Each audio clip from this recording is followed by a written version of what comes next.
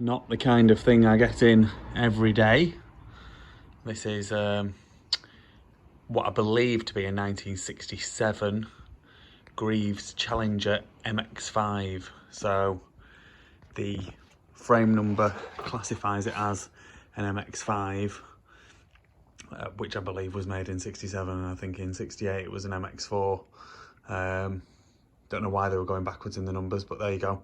I don't know a huge amount about these things, and I was kind of planning on getting it going and this, that and the other, but I don't have the right tools for it. It's all Imperial, so that's a bit of a pain. So I don't want to have to go and buy a load of Imperial stuff to start working on it.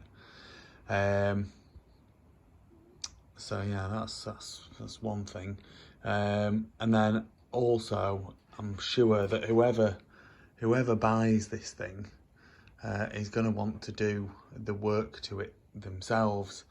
Like I say, I was looking at getting it running, but I discovered there's no oil in the gearbox. And then I think to put oil in the gearbox, I think I'm going to have to make a gasket, get some special oil, and this, that and the other. So I'm just, if it doesn't sell, and I'm going to put it up for a price of 2,700, which is not a lot more than what I've given for it. If it doesn't sell, then I'll do some work to it and I will get it going, but it just seems that it would be better if it would go to someone who wants to do that work to it themselves, I suppose. But it's a lovely thing. It's 250cc, two-stroke motocross bike, 1960s motocross bike, so it's very cool.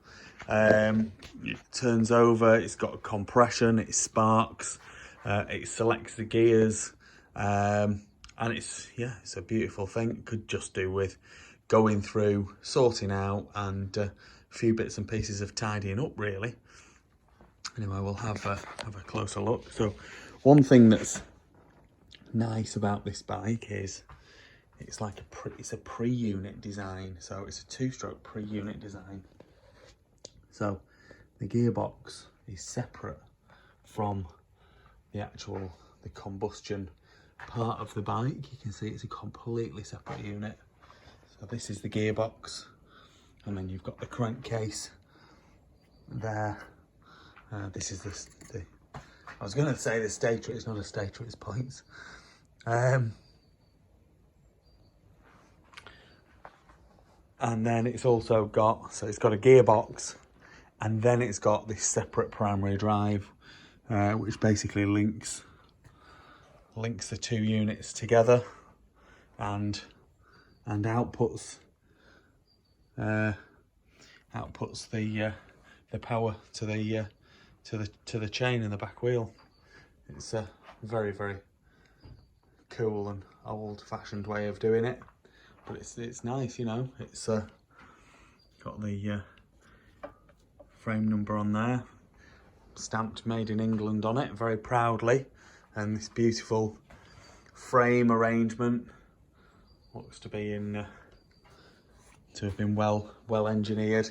And then these amazing forks with this front suspension setup, which basically allows the front wheel to pivot up and down, so this part of the fork doesn't bend. It's all to do with the pivot, basically onto these two shocks at the front. Clever idea. I think the later ones, they did away with that idea as fork technology came on, but very cool and very nice and very interesting. So it looks like I say, there's a few bits and pieces. So there's little bits of rusty bits, but neither here nor there. The exhaust bracket has cracked. Someone's welded it back on, I think, at some point, or maybe that was the factory weld that's broken, and then they've just Jubilee clipped it. But that would need sorting out. And little bits of dents and scrapes. There's a tiny dent there. They're a fiberglass tank, so running modern fuel, you're going to need to seal that tank. The seat cover is not the best. I'm not entirely sure what would have gone on with this bracketry here, whether that's the wrong rear mudguard or not. I'm not sure. Little bits of chroming here and there, so the rims are going to need chroming.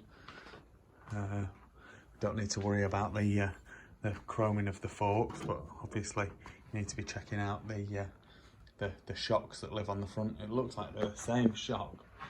I haven't measured them actually. I know they are smaller. Very similar style shock on the front and the back. I'm sure you could get some decent shocks to go in there to improve the handling of it.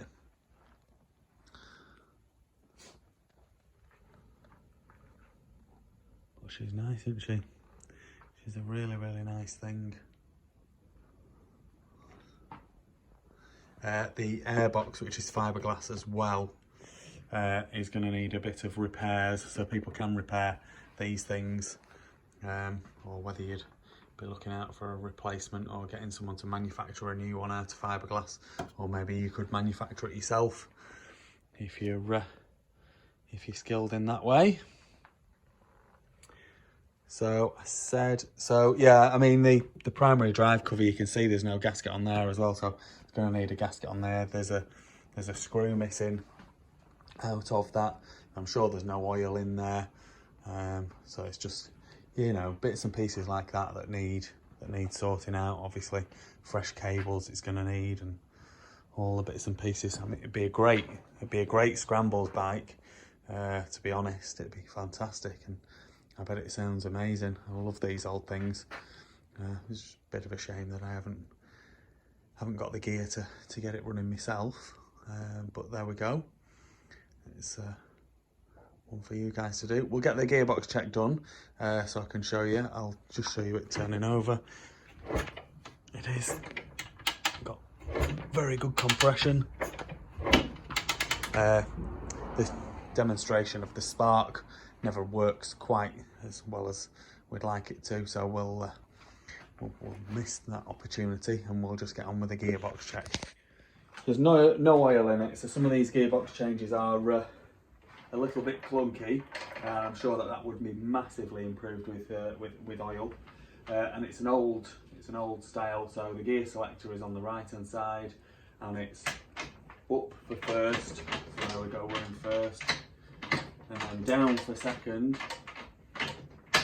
down for third, down for fourth, and that's the top of the gearbox, as in it's the highest gear, but it's the bottom in terms of which way we're pushing our foot to get it to change. So anyway, so back into third gear, second gear, and neutral, and there we have it. So gearbox, four-speed gearbox, and gears is changing fine. 1967 Greeves 24 MX5 Challenger 250cc scrambles bike. Please like this video and subscribe to my YouTube channel. Just search Phoenix Motos.